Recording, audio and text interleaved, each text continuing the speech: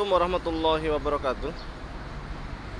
Ada satu pertanyaan, apakah al-imamah atau perkara yang terkait dengan kepemimpinan itu masuk urusan akidah ataukah urusan fikih? Seluruh firqah Islam, baik ahli sunnah, Mu'tazilah, Khawarij dan lain sebagainya, kecuali Syiah, semua sepakat bahwasanya urusan kepemimpinan ini masuk ranah furu' fikih dan bukan bagian dari perkara akidah. Hanya kelompok Syiah saja dengan berbagai macam variannya atau madhabnya yang berpendapat bahwasanya al-imamah itu masuk urusan akidah. Jika kita buka buku-buku ilmu kalam, kita akan mendapatkan bahwa bab terakhir terkait dengan persoalan imamah. Bahkan buku-buku ahlu sunnah pun itu memasukkan bab al-imamah dalam buku ilmu kalam. Mengapa demikian? Apakah ini tidak menunjukkan bahwasanya al-imamah ini masuk dalam ranah kalam? Tentu saja tidak. Bahwa benar ulama-ulama ahlu sunnah itu memasukkan bab al-imamah dalam buku-buku ilmu kalam itu sekadar untuk mengkanter Syiah, di mana mereka itu memasukkan bab imamah dalam ilmu kalam. Jadi tujuan memasukkan al-imamah itu sesungguhnya sekedar untuk mengkanter pendapat mereka. Dari sini kemudian mentradisi di kalangan ulama kalam, di mana mereka memasukkan bab al-imamah ini ke dalam bab ilmu kalam. Kemudian meskipun ahlu sunnah ini berpendapat bahwasanya al-imamah masuk ranah furu' fikih dan bukan masuk kepada ranah kalam, namun semuanya sepakat, entah ahlu sunnah, entah Syiah, entah Khawarij dan lain sebagainya, bahwasanya hukum Allah itu harus ditegakkan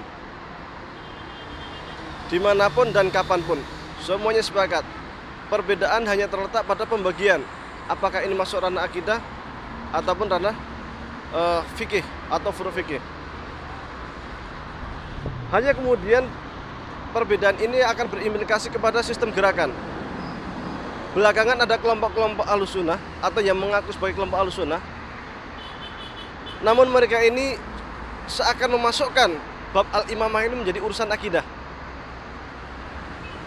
sehingga pemerintah yang tidak menerapkan syariat Islam dengan mudah mereka tuduh sebagai pemerintah yang kafir, fasik atau zalim. Jadi mereka berpegang kepada firman Allah, "Wa man lam yahkum bima anzalallah fa ulaika humul kafirun." Kafir di sini mereka maknai sebagai kafir millah atau kafir yang telah keluar dari ajaran Islam. Dari paham ini kemudian mereka berkeyakinan bahwa pemerintah yang tidak menerapkan syariat Islam karena sudah kafir millah, maka harus diperangi, harus dimakzulkan dengan kekuatan senjata, dengan kekuatan militer. Dari sini kita melihat banyak sekali kelompok-kelompok Islam atau gerakan-gerakan Islam radikal yang kemudian melakukan pengeboman di sana sini, membuat teror di sana sini atas nama Islam dan atas nama ingin menerapkan syariat Islam. Bahkan perang saudara yang terjadi di Timur Tengah yang telah mengorbankan ribuan jiwa itu juga banyak disebabkan oleh kelompok-kelompok Islam ini yang mudah sekali menganggap saudaranya ataupun pemerintah sebagai kafir milah tadi itu, pemerintah yang tauhid yang layak dilenyapkan. Dan sayangnya paham-paham seperti ini juga mulai berkembang di Indonesia dengan adanya gerakan-gerakan yang anti pemerintah. Meskipun gerakan ini tidak besar, namun sesungguhnya patut diwaspadai. Sekali lagi saya garis bawahi bahwa paham ahlu sunnah itu menyatakan mereka pemerintah yang tidak menerapkan syariat Islam itu belum tentu mereka itu kafir millah. Kafir millah itu baru bisa dikatakan demikian jika dia itu ingkar terhadap salah satu dari rukun iman atau rukun Islam. Jika ada anggota pemerintahan kita yang mengatakan bahwasanya sholat itu tidak wajib, atau puasa tidak wajib, atau haji tidak wajib, bahkan melarang rukun-rukun Islam yang 5 untuk diterapkan, atau rukun-rukun iman yang 6 untuk diterapkan, maka mereka ini telah kafir millah.